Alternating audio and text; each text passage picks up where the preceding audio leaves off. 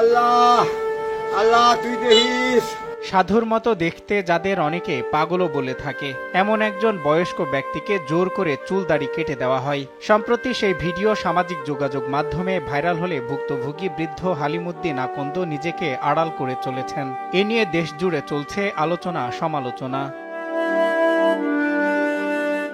70 হালিমুদ্দিন আকন্দ ময়মনসিংহের তারাকান্দা উপজেলার কোদালিয়া গ্রামের বাসিন্দা। তিনি পাগল বা মানসিক বিকারগ্রস্ত নন। সংসার জীবনে তিনি পুত্র কন্যা সন্তানের জনক। দীর্ঘ 34 বছর যাবৎ জট ছিল তার মাথায়। হযরত শাহজালাল ও শাহপরানের ভক্ত তিনি। উনি আমাদের গ্রামের মানুষ, খুবই ভালো, কোনো খারাপ না। মানুষ বলে পাগল, উনি আসলে পাগল না। চলাফেরা করে উনি ভালো, উনি উনার মতো চলে।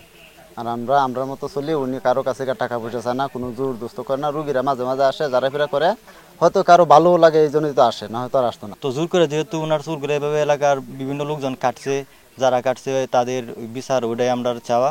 গত কোরবানির ঈদের কয়েকদিন আগে বকশীগঞ্জ বাজারে হঠাৎ করে একদল লোক এসে তার মাথার জট দাড়ি ও চুল জোরপূর্বক কেটে দেন। তখন সাধু মানুষটি প্রাণপণ চেষ্টা করেও নিজেকে ছাড়িয়ে নিতে ব্যর্থ হন। না পেরে শেষ পর্যন্ত অসহায় আত্মসমর্পণ করে তিনি বলেন, আল্লাহ তুই দেখিস।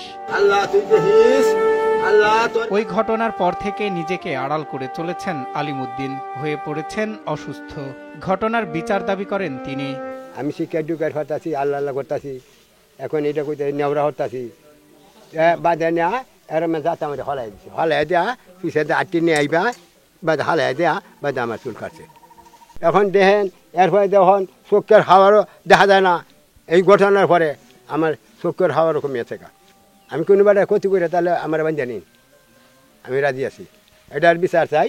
গেছি যাই, মিস কথা দিতাম যাই কোনবেলা অবেলা গাড়িতে যাই গাই আইবি। হালিমুদ্দিনের স্বজন ও এলাকাবাসী বলছেন, পূর্ব পরিকল্পিতভাবে তার চুলদাড়ি কেটে দেওয়ায় শারীরিক ও মানসিকভাবে অসুস্থ হয়ে পড়েছেন তিনি। ব্যক্তি স্বাধীনতার ঊর্ধ্বে গিয়েও যারা এই কাজটি করেছেন তাদের বিচার দাবি করেন। তারা 3-4 জন আমার বাপের গড়তে টানাস্তা করে বাইর করছে। বাইর করলে আমার বাপের সাথে যে একটা ব্যাগ আসিন, লাঠিটা আসিন, শিকটা আসিন, এটি নিচে গা নেয়া তারা আমার বাপের বাইরে নেয়া তারা জোরপূর্বক চুলটা কাটছে। চুল কাটার পর থেকে আমার বাবা চলতে ফিরতে পারতেছে না। কাশিগঞ্জ বাজারে আমার বাপের চুল এই দুরিয়া ফুতায়া চুল কাটতেছি। বাদে আমার ফোন দিছে, এই আমার চাহাতো ভাই মাস্টার ফোন দিছে যে এই যেটার অসুখ তোর বাজারও যা গিয়ে দেখি আমার বাপের চুল কাটা। কাশিগঞ্জ বাজারে জ্বালা উঠছে, গিয়া বইছে, জিরাইছে আর এর মধ্যে গিয়া 2-4 জনে গিয়ে ধরছে দাদারে, ধরে হাইরা এদিকে ঘটনা সুষ্ঠু তদন্ত করে শাস্তির দাবি জানিয়েছেন ময়মনসিংহ বাউল সমিতির নেতৃবৃন্দরা। ওনার উপরে এরকম করাটা ঠিক হয় নাই এবং কোনো মত বা ভিন্ন মত আপনি চাপাই দিবেন, এটা বাংলাদেশের সংবিধানেও নাই বা আমাদের কোনো আইনেও নাই। সেই ক্ষেত্রে আমরা এই ঘটনার জন্য তীব্র নিন্দা জানাই, প্রতিবাদ জানাই।